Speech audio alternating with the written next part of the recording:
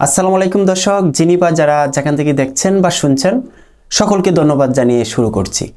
দর্শক, সিরিয়ার president Bashar আল আসাদ একেবারে প্রধানমন্ত্রী শেখ হাসিনা যেভাবে পালিয়ে গেছেন ঠিক ওরকমভাবেই বাশার আল আসাদ পালিয়ে গেছেন।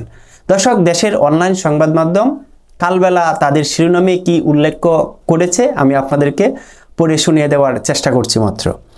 সিরিয়ার প্রেসিডেন্ট বাশার আল আসাদ রাজধানীর দামেস্ক ছেড়ে অজ্ঞাত স্থানে পালিয়ে গেছেন, এই দাবি জানিয়েছেন আন্তর্জাতিক বার্তা সংস্থা রয়টার্স। রোববার 8 ডিসেম্বর সিরিয়ায় দুজন দুষ্ট কর্মকর্তার বরাতে এই তথ্য নিশ্চিত করেছেন সংবাদ সংস্থাটি। বিদ্রোহী বাহিনী দাবি করেছে তারা ইতিমধ্যে সিরিয়ার রাজধানী দামেস্কে প্রবেশ করেছে। শহরের বিভিন্ন এলাকায় সংঘর্ষের খবর পাওয়া গেছে। স্থানীয় বাসিন্দারা জানান বারজেহ এলাকায় বিদ্রোহীরা প্রবেশ করেছে এবং সেখানে তীব্র লড়াই চলছে। দর্শক, সেম প্রধানমন্ত্রী শেখ হাসিনা যেভাবে পতন হয়েছে ছাত্রদের আন্দোলনে ঠিক ওরকমটাই ঘটেছে সিরিয়ার প্রেসিডেন্ট বাশার আল আসাদের সঙ্গে। একজন বাসিন্দা সিএনকে জানিয়েছেন শহরে গুলির শব্দ শোনা যাচ্ছে, বিদ্যুৎ নেই, ইন্টারনেট স্লো। দর্শক, সেম প্রধানমন্ত্রী শেখ হাসিনার কাহিনী। বিদ্রোহী গোষ্ঠী তাহরির আল শাম এএসটি জানিয়েছেন তারা ইতিমধ্যে দামেস্কের উত্তরে অবস্থিত হুমস শহরের সম্পূর্ণ নিয়ন্ত্রণ নিয়েছে এবং রাজধানী ঘেরাও করে ফেলেছে।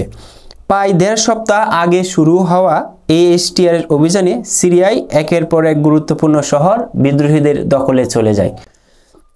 যুক্তরাজ্য ভিত্তিক যুদ্ধ পর্যবেক্ষণকারী সংস্থা Syrian observatory for human rights এওএইচ জানিয়েছেন সরকারি বাহিনীর মনোবল ভেঙে পড়েছে। শতাধিক সেনা সদস্য তাদের ইউনিফর্ম খুলে ফেলেছে।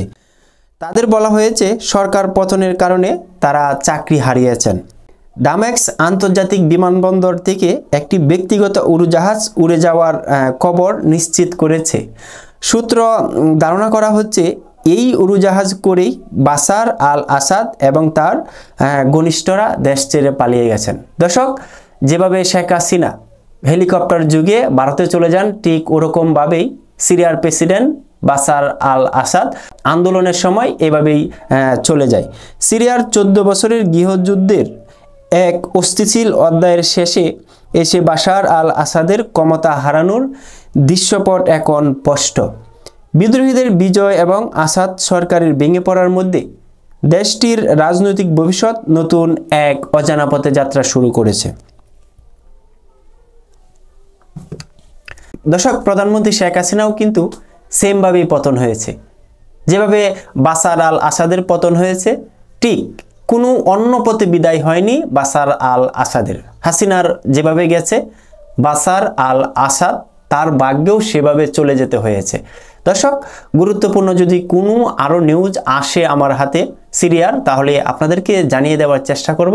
দর্শক, যদি আমার চ্যানেলের নিউজগুলো ভালো লাগে তাহলে অবশ্যই আপনাদের কাছে একটা রিকোয়েস্ট করে যাচ্ছি, আমার চ্যানেলটি অবশ্যই সাবস্ক্রাইব করে রাখবেন। ধন্যবাদ সকলকে। আসসালামু আলাইকুম।